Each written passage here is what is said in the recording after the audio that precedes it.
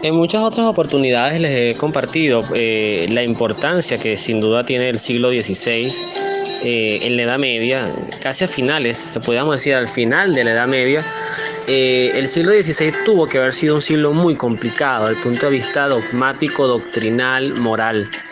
Y lo digo porque se dice que efectivamente cuando más el mundo requiere, o cuando quizás el mundo en más turbulencia está, es cuando Dios manda a sus mejores guerreros.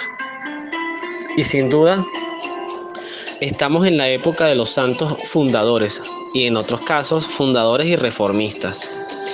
Teresa de Jesús, yo creo que esto también lo he dicho en otras oportunidades, aunque no había hablado de ella en esta serie. Para mí es un honor hacerlo, porque cuando yo estaba en mis tiempos de universidad, estamos hablando a comienzos del año 2000, quizás un poco antes, también estaba metido en la catequesis con los agustinos recoletos, a los cuales de hecho este domingo tuve la oportunidad de ver algunos, porque mi hermano hizo una experiencia de Emaús y justamente fuimos a recibirlo y bueno, fue con los agustinos en la parroquia La Guadalupe. Aprovecho de hacerle publicidad porque veo el brillo en mi hermano de la experiencia que vivió, y además porque ellos hacen este retiro creo que es 3 veces al año. Este fue el último de este año, pero para que estén pendientes los que puedan ir.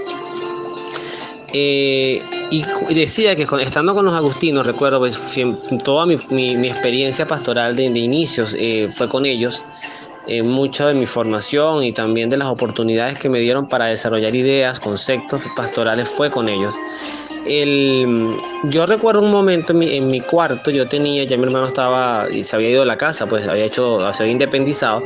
Yo había hecho como un altarcito, además es una de las recuerdos, de las imágenes que tengo de mi abuelo. Mi abuelo tenía una mesa que todas las mañanas y todas las noches él oraba, y eran oraciones largas, no era un Padre Nuestro y a dormir, era que se sentaba sentado, porque de verdad que dormido es fatal, porque yo he hecho la experiencia y dormido uno no reza, no duerme. Acostado, pero acostado no, lo que hace es dormir, no rezar. Pero él se sentaba y hablaba con Dios, rezaba, seguramente hacía novenas, no sé, pero él tenía sus libritos de oración. A mí me quedó esa imagen y creo que en cierta forma, consciente o inconscientemente, yo eso lo emulé por muchos años. Y recuerdo que particularmente hubo un momento que yo dije que yo debería tener dos padrinos espirituales. O sea, y que más, algo que yo recomiendo. Todos los cristianos deberíamos tener dos padrinos, así como dos padrinos de confesión o de bautismo, dos padrinos espirituales. Y la única condición, yo diría que sean santos, que sean santos reconocidos por la iglesia. Y en su momento surgieron dos personajes importantes. San Juan Bosco, porque me fascina ese don pastoral que tenía con los jóvenes, la alegría, la apuesta y la esperanza por siempre transformar a la juventud.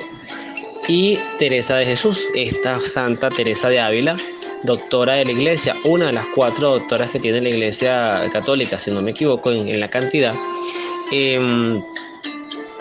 Ya de hecho hablamos de Santa Catalina de Siena, aunque si no me equivoco fue por el siglo XIII, la primera doctora, y Teresa de Jesús sería la segunda de las que vamos a ir conociendo.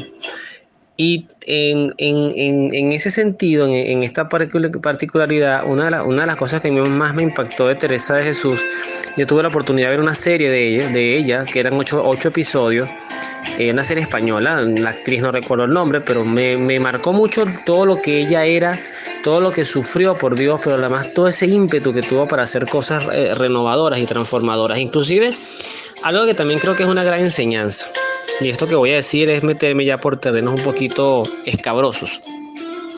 A veces voy a hablarlo así, a veces en nuestras propias familias y a veces en las propias comunidades religiosas hacen falta reformas.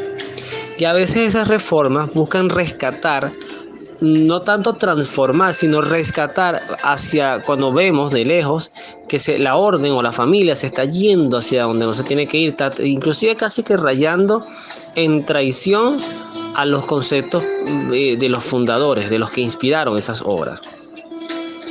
Teresa de Jesús no la tuvo fácil. Ella venía de la orden carmelita calzados, lo que después se conoce como los calzados y los descalzos. Ella, luego de la reforma, es carmelita descalza, pero además una mujer que, como dice, primero tuvo una conversión a los 38 años, por ahí más o menos, 38, 39 años, y luego prácticamente se dice que cada año, cada 2 años fundaba un convento nuevo.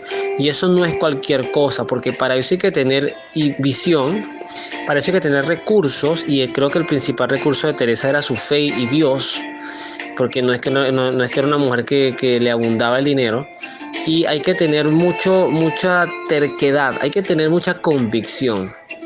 Y Teresa tuvo todo eso y más, porque además es una mujer que tuvo experiencia mística, o sea, experiencia de Dios. Y la experiencia de Dios a veces no es solamente ver a Dios que se te aparezca en una nube, o escuchas una voz, o ves una luz incandescente, o se te materializa tu ángel de la guarda, que ojo, todo esto que acabo de decir puede pasar. Pero la experiencia mística de Dios también es ese diálogo con la convicción, es ese diálogo con una verdad que, aunque no puedas ver, sabes que está allí. O sea, si yo abro mi ventana o en mi cuarto y respiro, yo sé que el oxígeno está allí. Yo no tengo que medirlo, no tengo que probarlo. Yo con respirar sé que hay oxígeno y cuento con ese oxígeno siempre, ahorita gracias a Dios, porque está allí. Igualmente yo sé en mis convicciones, ahorita hay cosas que puedo tener seguridad, otras que no, pero yo estoy seguro que el sol va a salir mañana, porque no depende del hombre, porque es algo que además creó Dios con una perfección que no tiene imperfecciones. Puede ser que amanezca nublado, puede ser que llueve, pero de que va a haber claridad, va a haber claridad. Aún en los días más oscuros y más grises, no es lo mismo esa oscuridad del día que la oscuridad propia de la noche, donde hay ausencia de sol.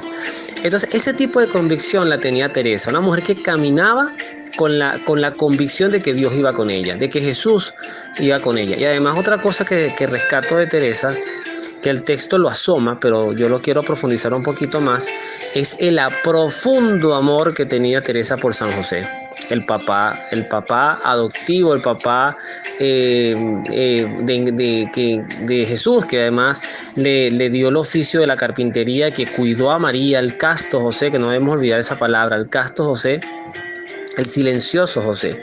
Y Teresa de Jesús fue una mujer profundamente enmarcada, amada o amante, en el buen sentido de la palabra, de San José, el castísimo esposo de María. Entonces, todos esos aliados, fíjense que ustedes, por ejemplo, que yo ahorita trabajo por esas cosas de Dios, y también lo he comentado, en una orden o para un colegio cuyo carisma, que no es lo mismo que el fundador en este caso, el carisma es de Teresa de Jesús. Pero no es porque las hermanas para las cuales hoy trabajo o presto mi servicio sean carmelitas, porque no lo son, ellas son teresianas. Porque San Enrique de Ossó, que es un santo catalán que ya veremos más hacia el siglo XX, siglo XIX, siglo XX, él se enamoró del carisma teresiano, y reclutando una serie de mujeres con una visión hacia lo educativo, pues les adoptó, les inyectó ese amor por esta santa, que es Teresa de Jesús. Son las teresianas, además una red de colegios internacionales que tiene presencia, bueno, prácticamente puedo decir, y creo que no me equivoco, en los 5 continentes. Entonces, eso te puede decir hoy por hoy, la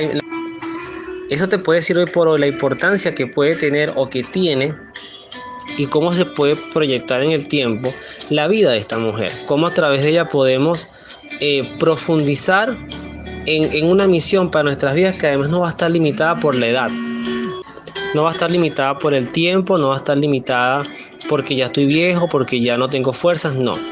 Teresa de Jesús nos enseña que cuando además apostamos a una conversión sincera, porque ella también se reconoce profunda pecadora, se avergonzaba de muchas cosas, que mucho tiempo perdido, diría, quizás tomando el ejemplo de San Agustín, mucho tiempo perdido, mucho tiempo en el que ella se dejó cautivar por la vanidad, por el rezar apuradito, por fastidiarle las cosas de Dios, hasta que tiene ese encuentro definitivo y pasa a ser, a ejemplo de San Pablo, pasa a ser una mujer potente en la evangelización.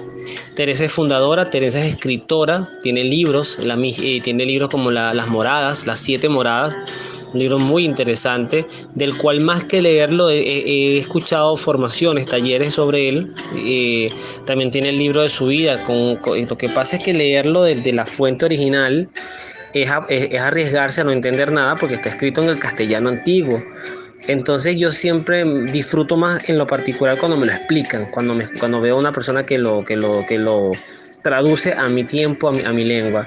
Pero fue una mujer escritora, fue una mujer además como les decía, de convicciones fuertes, y una mujer que inspiró a otros a apostar todo por Jesús. De hecho, uno de los refranes, de los lemas, no quiero hablar mucho de él porque ya tendrá su espacio, pero uno de los lemas de San Enrique de Osó es justamente una frase que además es una oración que termina en todo por Jesús. Dice todo por Jesús para siempre, siempre, siempre. Quiere decir que todo lo que hagamos en la vida, en especial en lo que tiene que decir, servir o ser para la evangelización, hay que hacerlo por nuestro amado Señor.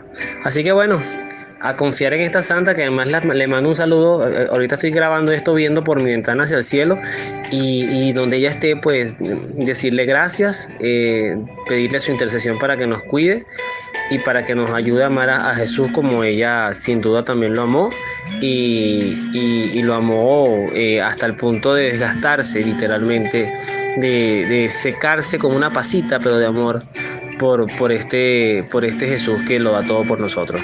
Que Dios los bendiga, nos vemos en la oración.